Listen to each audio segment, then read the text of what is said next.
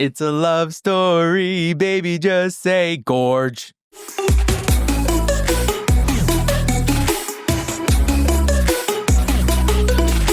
Hey everyone, welcome to A Bite of I'm Derek, and that's Noah, and today we're talking about The Gorge. Ooh, what a surprise hit for Apple TV this here, Gorge. It's Gorge. It's gorgeous. It's gorgeous. Yeah. Before we get into that, make sure you're following us. Actually, just scroll down if you're on the podcast or on YouTube. Just scroll down a little bit and you'll see everything there. That way you don't have to say it. Yeah. But it's there. If you're on YouTube, just give a like and comment and subscribe and all of that. If you're on your podcast, just follow and subscribe as well. And just ask your family members to subscribe on YouTube as well. And your dogs and cats. Yeah, if they have a YouTube that they follow, that would be really great. We're very close to 1,000 subscribers or something? Yeah, on YouTube. Yeah, that would be really cool. Yeah, we dipped our toes into the YouTube game and it's like, hey, let's get there. Yeah, let's do it. Thanks, friends. All right, so spoilers ahead. If you have not seen The Gorge, go watch it and then we'll talk about The Gorge when you come back. Also, if you haven't seen it, don't watch anything. Don't even listen to us. Don't watch any trailers. Go in blind. Yeah. I feel like that's a good experience. Go into the mystery in the cloak of darkness. Yeah, okay. All right. Anyway, let us officially take a bite of The Gorge, directed by Scott Derrickson and written by Zach Dean. Levi and Drasha have been assigned to protect opposite sides of a mysterious gorge. They are to follow strict orders for 1 year where they should not make contact with each other. Days turn into weeks, turn into months, turn to romance. However, the honeymoon ends when the hollow men appear. So what did you think of The Gorge? How many times are we going to say gorge? I hope no more. Gorge, gorge, gorge. I like gorging bars. Okay, you asked me a question. Oh, sorry. But when music inspiration hits, I can't let it go. Fair. Thank you. Thank you. But it's not that kind of podcast. Sorry. So, general initial thoughts of The Gorge. I had a great time. I think I was pleasantly surprised of the different types of genres that Scott Derrickson decided to mix into this movie. We got horror. We got horror. It's a weird word. Horror. No. Sci-fi. Rom-com-y, survival horror, all of that stuff, and a lot of action. And, sometimes those don't mix well. But if I had to try to describe this movie to somebody, I would say it's like Annihilation had a rom-com baby. That's what this movie feels like. And it's not even just there's government stuff in here. There's unique kind of organic, creepy creatures in this. But then you also have this romance in there and you have a very personal story. So I think it works. I have some issues with I guess, genre-ness of it and the balance of them. But overall, I had a pretty good time. In Annihilation, would Natalie Portman fall in love with A, Gina Rodriguez? Yes. B, the saber-toothed tiger beastie thing? Yes. Or C, the bizarre prismatic metal version of herself? Yes. All three. Yeah, why not? Good for her. Yeah. I love that. She's Natalie Portman. That's true. For me, I also agree that this was an absolute delight. I really enjoyed this movie. Again, we went in with not watching any trailers or anything like that. So I was completely surprised the entire time. I really didn't know what to expect. And I think that it just delivered on both of those things, both the sort of romance side of it and the mystery horror sci-fi side of it. Do I think that it's tough to blend those things together? I do, especially when there's radioactive war testing happening. You know what I mean? You can't really fit romance into that. So, for me, it felt like in some senses they took if movie A was a rom-com and movie B was a sci-fi mystery, then they chopped each of them into thirds. And this particular movie went A, B, A, B, A, B. I do think that they, punctuated each of those with, so it was the action often turned into the romance often turned into the action. That's my one critique, but overall, I really enjoyed it. Yeah, I think if we're going to kind of start with the romance of this, I think it worked really well. And from what I've seen and kind of heard is that that's the part people like the most, which is surprising because I feel like action is a really easy thing for people to consume and like. But when you start adding romance in there and horror and sci-fi, sometimes it can get muddled a little bit. What I do appreciate about this movie, I'm not sure it completely works all the way through, like story-wise, because I think there is some, you have to give yourself over to it a little bit. You have to be okay with him risking everything to go see her on the other side of this gorge fairly quickly. But once you do that, I think it's fine. The romance really worked for me because I think it was a fun way to see them get to know each other. In the beginning, they're like, you're not allowed to talk to the other person on the other side. It's literally like East and West put representatives there. That went right out the window, right into the gorge immediately. Because it's like, oh, they're hot people. Of course they're going to talk to each other. Yeah. I mean, I think, Anya Taylor-Joy has really solidified herself as a fantastic actor, and also like this doe-eyed beauty. And so I get that, right? It's like, and Are then you saying she looks dumb? No, I'm saying she looks like a little doe, a little deer. And she's just always like, I'm in the woods. Look at my big eyes. Stop. And we're all like, hypnotized by it.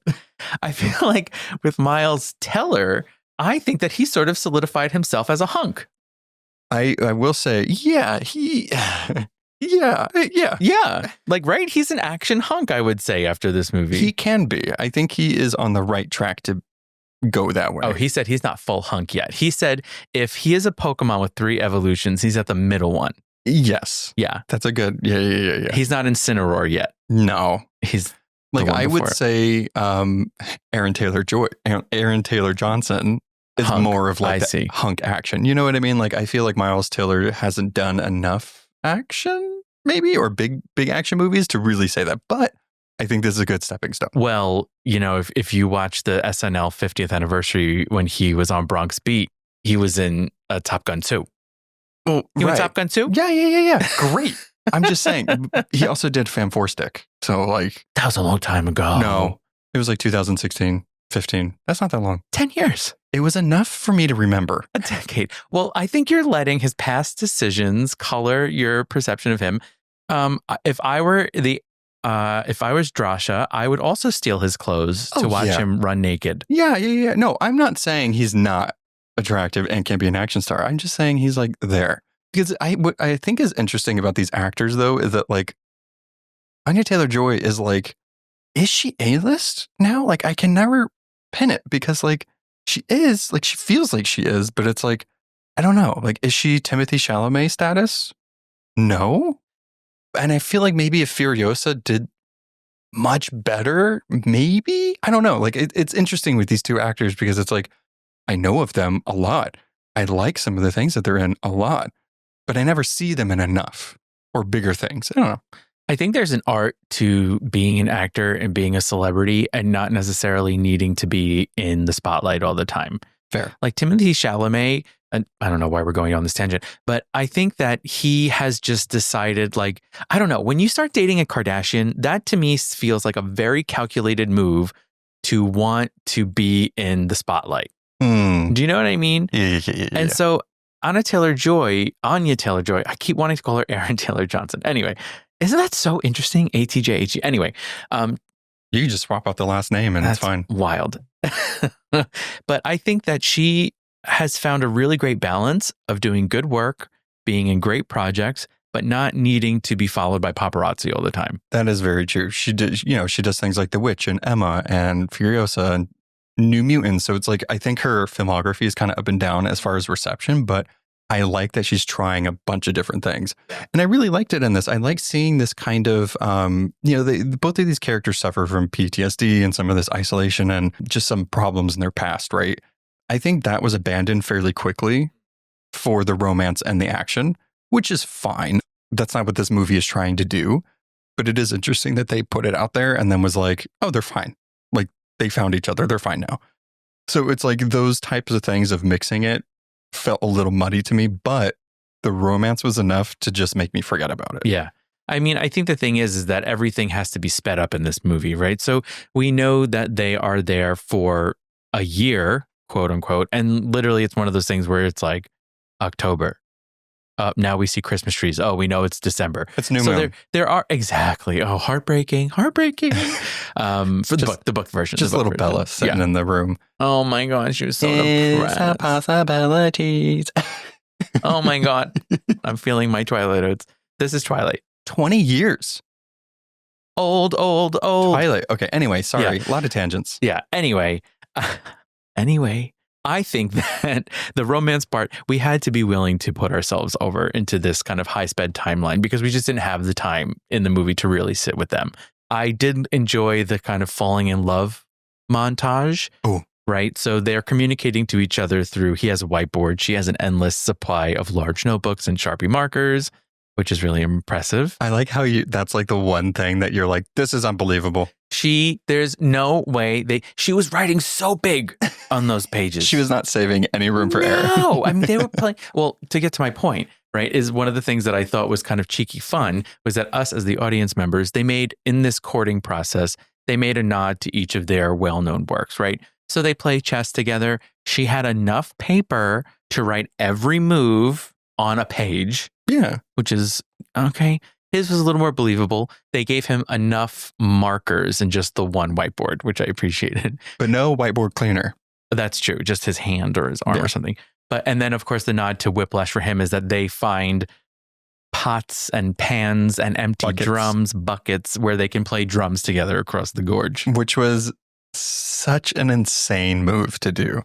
I'm telling you, it's so funny that in a movie that has beings, other, I wouldn't say otherworldly, but just scary beings living in a gorge, the part that I find most unbelievable is the drums and the amount of paper that she has. Yeah. It's ridiculous. There's literally trees that can eat people and skull spiders. And that's the unbelievable part. They got me with them skull spiders. Let me tell you. And those trees. I thought that was really fun. I'm glad that they went with Whiplash because that's, I think, arguably his most successful and well-known movie. It's a fantastic movie. Fantastic. Not Fanforstic, thank God. And Queen's Gambit, right? I think that's like generally those are what audiences are going to put them with. Yeah, I think the romance was fun. And why I said it was kind of rom-com-y is because you get those moments of like playing the drums, playing chess like that, shooting bottles from afar. But then like when he risks everything to go across this gorge, he has a bouquet of flowers. It's like, well, okay, it's charming, but it is rom-com-y, which is fine. I think we need to take these two characters into account, right? So Drasha is carrying around the guilt of murdering lots and lots of people, right? And so she wants to be free of that. Levi, on the other hand, interesting. He has no one. And here she is across the gorge. Wouldn't you shoot a rocket across the gorge to then be able to zip line across the way for your love? I don't know. This is a lot of work. What they could have done is just been like, hey, I guess no, because then we wouldn't have the movie because JD, the guy that, what is his name, Levi replaced, got killed when he left. I was going to say, like, meet me here when we leave. When it happened. I know, but like, that was a lot of work just to be like, I don't know if she'll like me. Got nothing else to do. Yeah, I know. It's a very interesting version of texting someone you have a crush on. Right. And when you finally meet.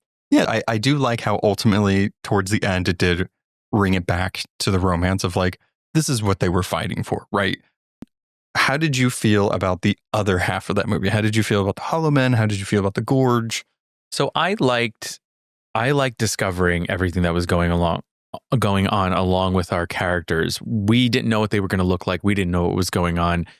I thought that the Gorge piece really was intense. There was like probably a good 30-40 minute chunk of this movie that was just action set after action set after action set. Once he's leaving Drasha's side of the gorge, that's when he falls in. A bomb goes off and the zip line gets cut. Scary. So then she pops on a parachute, dives right in. She's Drasha, okay? She's not afraid. She's ready. She's ready to go. She said, anything, I collapse the sky, I will come for you. I can do anything for love. And I jump into a gorge. I will do that. And so there were pieces in this. There were jump scares that got me. in this. I would say 2 or 3 times. I yelled. Yeah. I think specifically when the big Hollow Men action set piece, when they were coming up the sides, which I think is such a cool way to do stakes and action in this movie. When it finally gets on Josh's side and like the hand comes up, it got me because like I like what Derrickson. There's too many Derricks in my head right now. I like what they did with the jump scares. It was off a beat. You know, like you're anticipating a jump scare and you're like, oh, it's gonna happen, but like it happened a little sooner, and that happened multiple times in this movie. I liked that. I like when they mess with your expectations, because the whole point of a jump scare is you're anticipating it, and that's part of the fun and the horror of it. But when you turn that on its head or just mess with that a little bit, very effective. And I also think when you are spending a lot of time in the rom-com portion of it, watching them fall in love, and then something scary happens, it feels even more intense. You got too comfortable. Yes, exactly. And then they flip the table over. That's what I think is a strength of this movie, is it did it quite a bit. Mm-hmm. It kept reminding you that like they're trying to survive, they're trying to fight for this thing with each other, but then they kept amping it up. I think the pacing for this movie is really well done. It's just a little over 2 hours. And when I first saw that runtime, I was like, okay, guys, I think we needed it. I think we needed to get to know them, to really be comfortable in that romance, and then to get all of this other like survivalness of it. The Gorge itself, when I think about like the organization, Black Lake and Sigourney Weaver and all of that stuff, I could care less. I don't think that really worked for me because it was what it was. There's nothing new going on there. Government protecting the secret. Okay. Like, you know, like that's okay. That's all I need to know. What I liked was the survival, was the horror, was the Hollow Men. That's what I liked. Yeah, the Hollow Men had a really interesting design. You know, they are biologically based, but part plant, part human. And I think they have, so this entire town is taken over, which includes horses. And so it kind of gave me Green Knight. Yeah. Right? Just in the way it looks. Yeah. In the way that they were designed. Yeah. And I think that there were so many sort of twisted creatures and plants and human-esque things that each time they ran into something, it was sort of a new surprise. It wasn't like they were running just from the same thing over and over again. It was like a new creature had come out to kill them. And we were like, ugh, especially like those skull spiders. That was insane. Yeah, it was really cool. Very scary. And the fact, what did you think of the actual part of them uncovering the mystery of the Gorge? Again, fine. I think it was very predictable, which is fine. I don't think this movie is trying to win an Oscar or anything like that. I think sometimes it's fine to just have a movie that's like, oh, this is fun. Like, I would watch it again if it just happened to be on, or like, oh, do you want to watch something just to like, I don't know, like have something silly or whatever. Like, I feel like if we were getting together with our families, we'd be like, oh, did you guys see The Gorge? And if they didn't, we'd watch it again with them. Right. Right. And yeah. So because it's not crazy. It's not anything that anybody couldn't follow. You know, I thought it was fine. I think we needed some of those answers, because if we didn't get like the video of the woman showing like you have 5 days and, you know, the mutation and all of that, I think we would have had a little too many questions at the end. It answered all of them. I think we can like think ahead, like, oh, of course they were trying to use this to create super soldiers. It's always super soldiers. I mean, always. It always is. Yeah. I did think the part of them, so there was this like post-World War testing facility that then later gets taken over by Black Lake, right, to try and make these super soldiers. But it is funny to me that the people that came in to do all this testing later, more in a more modern era, left the projector set up with the film that told us exactly what we needed to know about what was going on there. Yeah. And they also left the freaking atomic bomb still ready, willing to go. Project Stray Dog. Stray Dog. Just press the button. You're good. That's called JIC. Just in case. Yeah. Just in case. Stupid. You need to explode it. Yeah, but it was, I think, like action wise and stuff, like both of these, you know, Miles Teller and Anya Taylor-Joy, fantastic in action. I think they do such a strong job of selling that. And I like that they kept reminding us that like they're doing it for each other. They're doing it to survive. So I think it did it well. I do think that some of the storylines and themes were abandoned to service some of the more, I guess, just crowd pleasy things. But yeah, I think it worked. I think the horrorness of it worked well for me. Did you have a favorite action piece in The Gorge?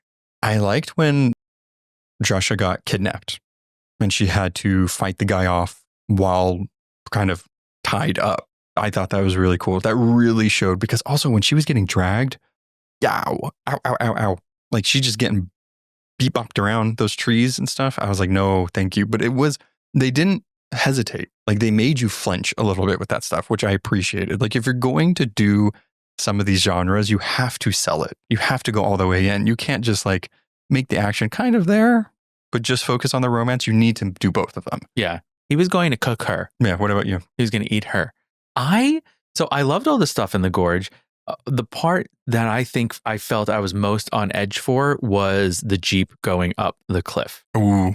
So cool. This Jeep is just dangling from this one wire, and just tons and tons of hollow men are coming to try and get them. And so it's just back, forth. Who's going to fall? Is someone going to fall? What's going to happen? And luckily they do finally make it out. Sheesh. That was scary. But that part got me. Yeah. I think overall, if we're going to kind of go more towards the end of the movie, right? I think them killing Sigourney Weaver, because she didn't care about them anyway. How many soldiers did she kill? How many people did she kill? I don't know. A lot. Yeah, it would have to be a lot. She's evil. I mean, and the Hollow Men are just the battalion that went down there in the first place to try to. So there's a bunch of people down there. I do think that them trying to find each other at the end, and getting a very like Batman, The Dark Knight Rises, like Alfred seeing Bruce across the way in Paris and being like, I think that was kind of silly, but again, plays into the romance tropes that I liked. And a lot of times we don't get happy endings for this movie or these types of movies. So I can't say I hated it, but I was like, oh God, okay. I think I would have been fully disappointed if that didn't happen. I needed both of them to survive. I wanted them to meet up at the end. I think it would have been upsetting if only one of them survived and the other one didn't. I do like that they left it up to chance and just trusting the other person will eventually find them. I mean, I knew it. They're trained soldiers. Of course, Levi was going to find her. Well, can I give one of my biggest grievances with this movie? Absolutely. Though? I wanted to know what the poem was. We never found out what the poem was. She read it because he gave her the poem, right? She claps the sky, or night. She claps the night. And he was like, if I don't show up, read this at sunset or whatever, where they were supposed to meet. So she does. You see like the first couple lines and then that was it. I'm like, wait, no voiceover? Like, are we... I'll tell you what, it was enough to make our strong Joshua cry, though. I wanted to cry. Give me the poem. Give me the poem. They made it such like a point in the movie, too. And I was like, oh, man. That's right. I think we forgot to mention that he's a poet. I didn't really want to because we didn't get to see the poetry. But he was always just, very intensely writing in that notebook. Maybe she cried because it was really bad. Oh, she was like, this is what I was waiting for. Yeah, night, flight, kite. He just rhymed like that. Yeah. It was a simple rhyme scheme. Mm-hmm. Yeah, the iambic pentameter was off. And that's why when she saw him, she was like, oh God, I just became a waiter. Great. He's back. No, I'm just kidding. No, she was so excited to see Levi sitting there. So do you think that it worked overall for you? Totally. Okay. I really do. I just think, especially for something that's over 2 hours, with really, this cast was very small. Very small cast. I would say although Sigourney Weaver and there's all these soldiers and stuff, it was a cast of 2. Yeah. Right? 100%. So for 2 people to carry a 2-hour movie, I just thought the pacing was good. I thought the blend was good. And I think that it's just fully enjoyable. Yeah. I want more stuff like this. I don't know. Like, I think Scott Derrickson is on the right track with some of these movies. He did Doctor Strange and I think he has Black Phone 2 coming out as well. So he's doing a lot of cool stuff. So I'm excited to see what he does outside of sequels and stuff. But what's fun about this, or also could be a bad thing, is that it does leave it open for a potential sequel in some type of way. So who knows? Maybe we'll see that. I guess if they can make a movie like A Quiet Place into multiple films. Annihilation. Yeah. They can make The Gorge into a couple of films. Now, Stray dog didn't take care of everyone. Now it's gotten out into wherever. Yeah, and I think that it becomes like hard because are we going to have another romance? Probably not, because then it's just going to be the same movie over again. So babies. Yeah. Babies. No. Plant babies. No. Oh no. Yeah, so I really enjoyed it. So let us know what you thought of The Gorge. Did you think it was gorgeous? Oh, God. Or did you think it was a gorgeous? Agree. Gorgeous. That's what I was trying to do. Egregious? A gorgeous. A gorgeous. Yeah. It still sounds like gorgeous. All right, we'll come up with a second one. But did you think it was good or bad? All right, till next time. Bye. Bye.